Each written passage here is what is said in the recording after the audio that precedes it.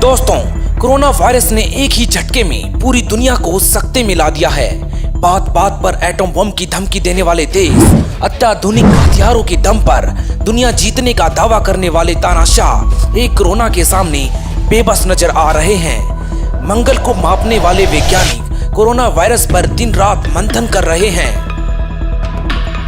WHO को समझ नहीं आ रहा आखिर ये बला क्या है। इस वायरस से हर रोज बद से बदतर हालात होते जा रहे हैं। शरीर को मजबूत करने के लिए मांस खाने की सलाह देने वाले खुद आइसोलेट में कैद हैं।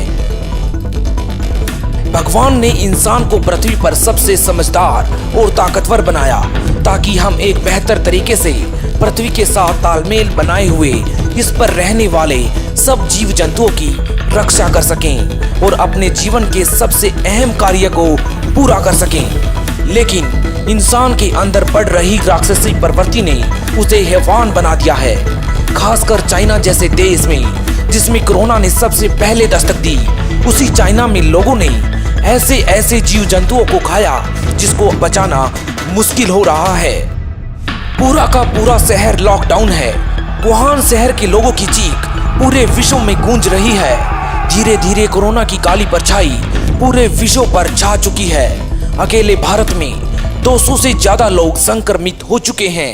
में नींद नहीं आती थी, कभी जो है रात में सोते थे तो बच्ची को केयर करते कि इसको कभी प्रॉब्लम तो नहीं है, कुछ सही तो है। ईरान जैसे देश ने तो केवल नौजवानों को बचाने का आह्वान करते हुए बुजुर्ग नागरिकों को उनके हालात पर छोड़ दिया है। दुनिया के सबसे शक्तिशाली और सुरक्षित देश के राष्ट्रपति डोनाल्ड ट्रंप ने आधी रात को आपातकाल की घोषणा कर दी।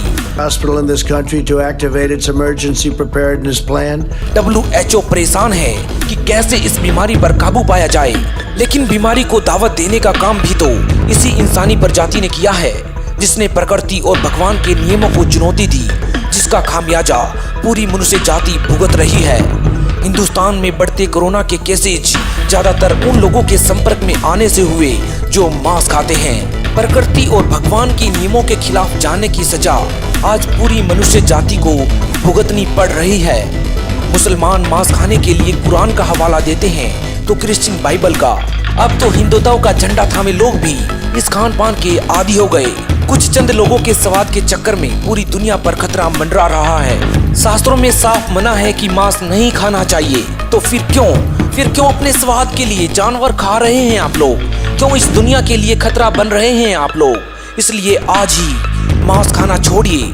पूरी दुनिया में अमन और शांति के लिए भगवान से प्रार्थना कीजिए और भगवान के नियमों में रहते हुए इस पृथ्वी पर मानव जाति के साथ साथ जीव को सुरक्षित रखने में अपनी भागीदारी निभाएं। धन्यवाद दोस्तों।